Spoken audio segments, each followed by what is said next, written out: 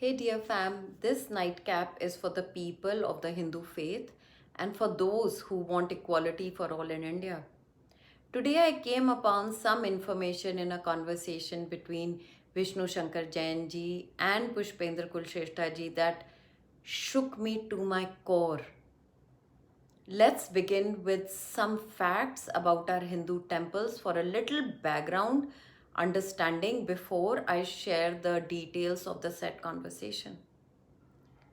First of all, please know that we have been told a total lie that all religions are equal in India. They are not. In reality, everything is tilted in favor of a particular inflexible minority. The truth about temples, home of our beloved deities, and all the offerings that we give and donations of our ancestors is that none of it is ours. Please know that only Hindu temples are controlled by the state governments and no other places of worship, no mosques, no gurdwaras or churches. They are free to run their place of worship in whichever way they deem fit. Can you imagine the impact of a Marxist or a Christian or a minority faith state government on the Hindu temples management? What commitment would an atheist, for example, feel for a temple when he strongly believes God to be a lie? Whereas, if a believer and a scholar of Hindu faith is in charge, would it not reflect on the management, social initiatives, awareness, and education of Hinduism? Only Hindu temples' finances and assets are managed by the state government too, so they can do whatever they wish with it. As we all know, the corruption of state governments is legendary. So many of our idols have been stolen, our offerings have disappeared, and so much of our land has been usurped. It may dawn upon you at this stage that being government run is perhaps the reason why the temples are forever in a state of disrepair and mismanagement. Also know that the government manages all administration, including religious rituals of the Hindu temples. On the other hand, the government has no idea what ghastly horrors may be happening in the madrasas or the churches. We got a little peek with the debacle of the Tablighi Jamaat or with the suppression of rape charges against a senior church functionary. The government can also dispose of or sell the Hindu temple's assets. Have you ever wondered why beautiful or inspiring temples are not constructed anymore? There is no budget. Earlier, temples had their own sculptors, performance artists, singers, teachers, and so on that were the keepers of our heritage.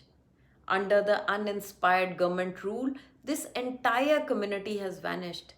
So many times I have seen believers save money to buy some piece of jewelry for their goddess with the faith that their offering will find a place at her divine feet. Unfortunately, that's not the case. Your offering can be used to buy provisions for a mosque. And only Hindu temples pay taxes. Why don't churches and gurdwaras and mosques pay taxes? And the temple's money can be diverted to any of these religious institutions if the government so deems fit. As J. Sai Deepak reminds us, there was such a religion based tax levied on Hindus by cruel Mughal rulers, which was called the jizya. In a way, we are still being charged jizya in our own country when being ruled by our own chosen government. Hindu practitioners have no say in the management of their temple, and the government can also interfere in the management of any educational institutions run by the Hindu temple. Hindu educational institutions cannot discriminate in the hiring of teachers, workers, or choosing students. So there can be a situation when a teacher of minority faith where idol worship is considered haram can be hired as a teacher to teach Vedic rituals. What conviction will he teach with? By the way, this is what had happened in BHU a while back. Any other religious institution can hire or fire whosoever they want. Is this discrimination secularism? I recall my childhood in Punjab where I loved going to gurdwaras and not to the temples as much because the temples were unkempt, mismanaged, and there were charges for priority darshan. Now the understanding that it was due to the apathetic and corrupt state government takeover that my beloved deities were in such squalor when our offerings could have afforded a fitting space for them. It just breaks my heart. Temples are the places where Hindu philosophy that is resonating with humanity worldwide could be correctly imparted. The other day, someone shared a snippet where Akshay Kumar is flippantly saying, "Where has God said that feed me milk?" And because we Hindus have been cut off from our faith so desperately that we don't even know that it is because Jyotirlingam is a special stone that needs to be preserved with certain products so that it can stay intact and not erode and chip. I have a beautiful Narmadeshwara ji, and if I don't follow the rituals, discoloration happens within days. Every Hindu ritual is rooted in some ethos of science. But since the temples that are our traditional beacon of knowledge have been incapacitated, when confronted with such stupid inquiries, we look away embarrassed. Hinduism is based on Shiva, Ram, and Krishna consciousness. We have just got access to the birthplace of Bhagwan Ram after close to 500 years of strife. It worries me to think about the path ahead to unshackle Mathura and Kashi. Now allow me to share what horrifying information Vishnu Shankar Jain ji, who is fighting for Krishna Janmabhoomi in Mathura, shared about the Waqf boards.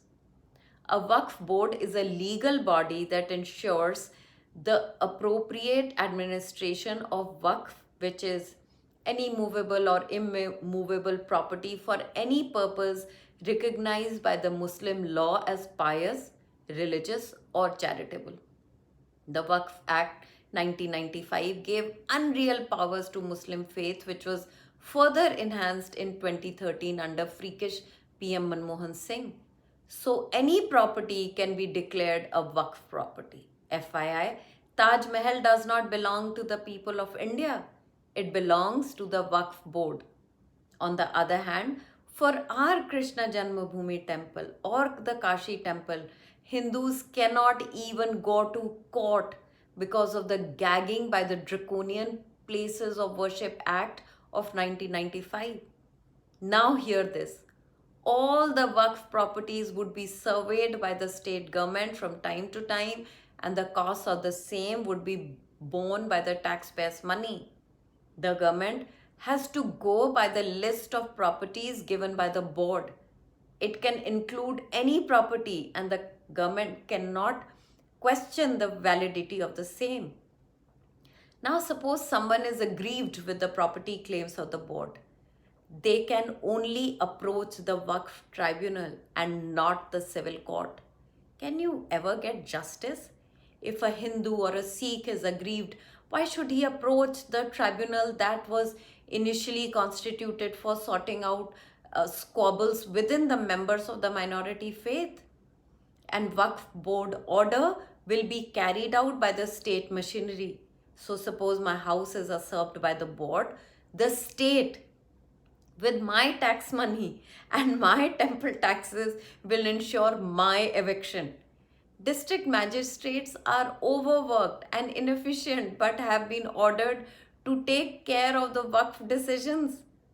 Acres upon acres of temple land has been usurped by the government, and the same government will protect every rightly or wrongly enlisted property of the Waqf. If an individual's land is enlisted by the Waqf, there is no provision that such an order's copy is to be furnished to the owner. So suppose you have a land in the village and you live in the city. You will never know when your land is taken over by the Waqf. And if you don't challenge the order within 3 years, the property is theirs.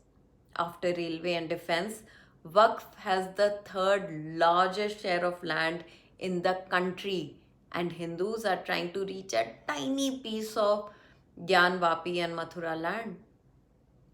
We are finding ways just to approach the court. What subjugation tools are these acts to unfairly enrich the minority and impoverish the Hindus? Every member of Waqf is protected by the state as a government official, while sweet old Hindu sadhus are lynched to death in the presence of the police. When the Places of Worship Act or the Waqf Act was being passed in the parliament, why did no one create a noise? Why was the opposition and the media quiet? Why was there no pushback for those dark acts? Remember when the spineless cheat ex-PM said that the minority has first right on the national resources? Unknown to us, Congress has cleared a path for such skewed Orwellian society. Couldn't BJP alert us to these acts? We really must find a way to correct this undemocratic blunder. Please share your thoughts. Good night, and I will see you tomorrow.